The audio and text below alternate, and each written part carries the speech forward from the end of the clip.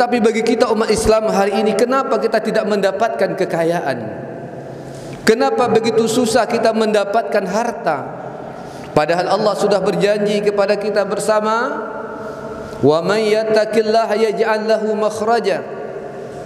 Siapa yang bertakwa kepada Allah, yakin dia bahwa hidupnya digantungkan kepada Allah, maka Allah berikan mereka jalan keluar dari kesusahan itu.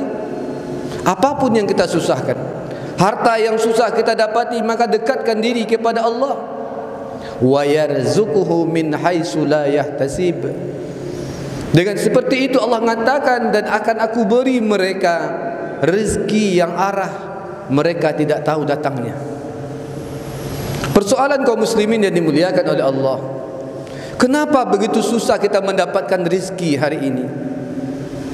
Dengan alasan pandemi COVID-19, dengan alasan ekonomi terpuruk, padahal umat Islam telah dinyatakan oleh Nabi SAW dan telah dinyatakan oleh Allah. Allah berjanji dalam firman-Nya, Allah sebutkan, wa'adallahu allazina amanu minkum wa amilus salihah la yastakhlifanna fil ard kama istakhlafal ladzina min qablihim.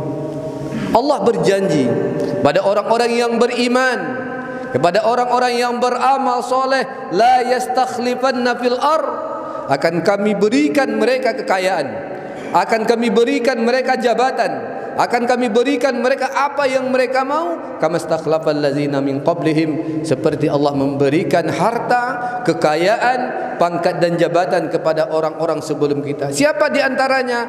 Para sahabat Rasulullah sallallahu alaihi wasallam.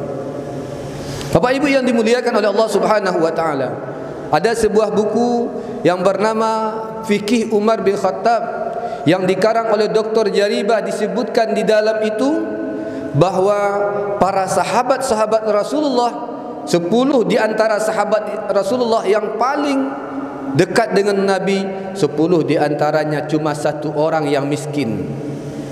Di antara 9 orangnya semuanya kaya raya. Kita lihat Umar bin Khattab punya kekayaan 7 miliar.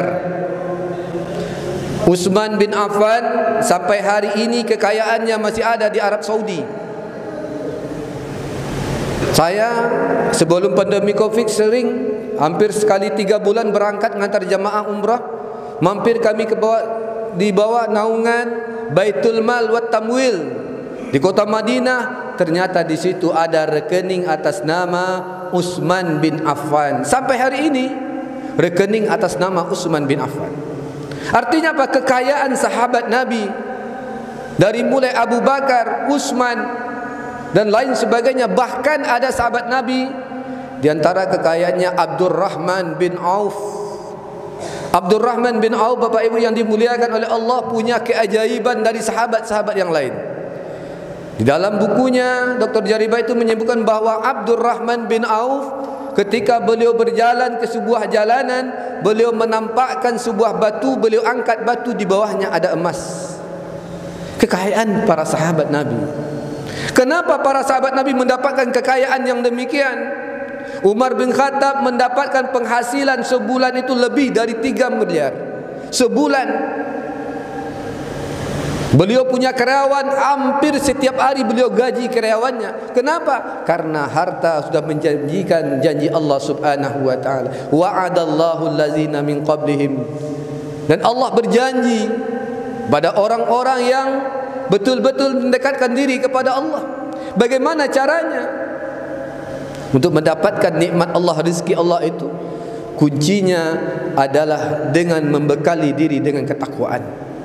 Ketakwaan itulah yang akan membuat diri kita bahagia.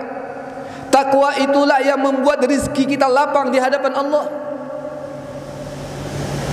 Tetapi kadang-kadang kita dihalangi oleh ketakwaan. Kadang-kadang kita dihalangi mendapatkan rezeki Allah dengan sesuatu yang kita banggakan di dalam hidup kita. Apa yang menghalangi kita mendapat rezeki Allah? Tak lain dan tak bukan adalah karena banyaknya dosa-dosa kita, banyaknya kemaksiatan yang kita lakukan, sehingga Allah berikan kita rezeki yang sedikit.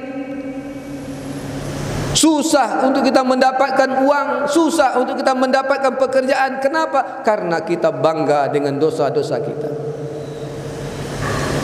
Kalaulah kita sedang jamaah sadar, karena dosa itulah yang membuat hidup kita sengsara, karena dosa itulah yang membuat rezeki kita jauh, maka jauhkan itu dosa-dosa yang pernah kita lakukan. Karena Allah ingatkan, wa qultu astaghfiru rabbakum innahu kana ghaffara. Mudah bagi Allah kalau kita yakin dengan dosa-dosa kita dan minta ampun kepada Allah. Innahu kana ghaffara, karena Allah yang mengampunkan dosa. Ketika Allah sudah mengampuni dosa, apa kata Allah? Yursilis samaa alaikum midrara, dan akan aku turunkan. Yursilis samaa alaikum midrara, akan aku turunkan hujan yang lebat. Hujan yang lebat. Imam Jalalain menafsirkan di dalam tafsirnya, namanya tafsir Jalalain, disebutkan itu hujan bukan hanya hujan yang turun menyirami bumi, tapi hujan yang mendatangkan berkah. Apa berkahnya? Wa yumditkum bi amwal. Jelas dalam ayat itu, sangat jelas Allah sebutkan wa yumditkum bi amwal. Amwal jamak dari mal. Mal artinya satu harta. Al-amwal banyak harta. Ketika manusia sudah dapat ampunan dari Allah, Allah turunkan hujan, yaitu hujan yang membawa berkah. Akhirnya apa? Wa yumditkum bi amwal, akan aku tambah rizkinya, hartanya akan Allah tambah. Wa yumditkum bi amwal wa banin, Allah berikan dia, kalau usahanya berkembang, bani suati, anak-anak. Anak di sini bukan artinya anak biologis, tapi anak-anak perusahaan. Kalau bapak berdagang di pasar, dagangannya bertambah, losnya bertambah, satu los lagi. Kalau perusahaannya bertambah, satu perusahaan lagi. Kenapa? Allah berjanji itu. Kalau kita sudah jauh dari dosa-dosa kita, wa yumditkum bi amwalin wa banin wa yaj'al lakum jannatin, dan Allah yang menjadikan semua itu kebahagiaan-kebahagiaan.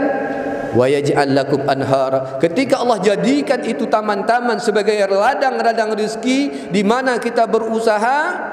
Wa yaj'al lakum anhara, jangan sedih, jangan rusuh. Apa yang bapak ibu tanam pasti menuai nilai kebaikan, dan Allah yang akan menyirami tanaman yang bapak tanam, dan Allah yang menjaga dagangan bapak, dan Allah yang menjaga perusahaan kita. Wa yaj'al lakum anhar, dan Allah yang akan menyirami itu artinya Allah menjaga, Allah melipat gandakan, Allah menambah segala rezeki kita kalau kita sudah jauh dengan dosa-dosa kita. Tetapi sayang, beribu kali sayang, kita bangga dengan dosa-dosa kita. Kita kadahkan tangan kepada Allah, ya Allah tambahkanlah rezeki, tambahkanlah berkah, sementara Allah masih sampai hari ini belum memberikan kita rezeki. Masih kita anggap rezeki kita kurang, karena kita masih pelihara perisai hidup. Apa perisai yang kita pelihara? Kita bangga dengan dosa-dosa kita. Kalau kita masih bangga dengan dosa, jangan harap rezeki Allah akan turun.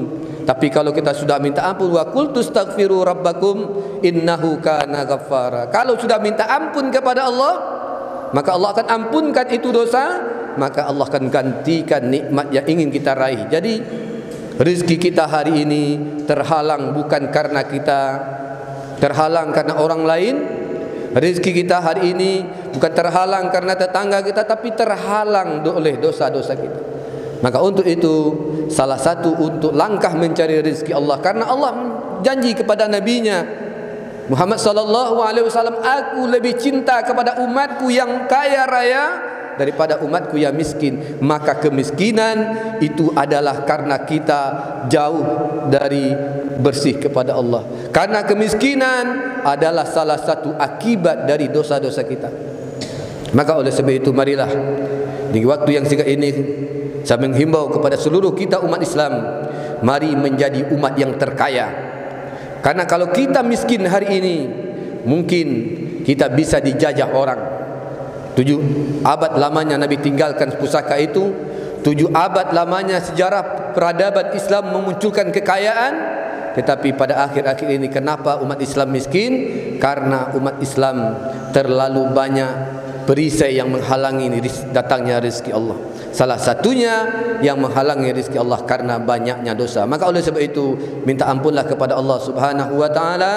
InsyaAllah Allah berikan kita rezeki dari arah min haitsu la yahtasib, dari Allah yang tidak kita sangka-sangka datangnya.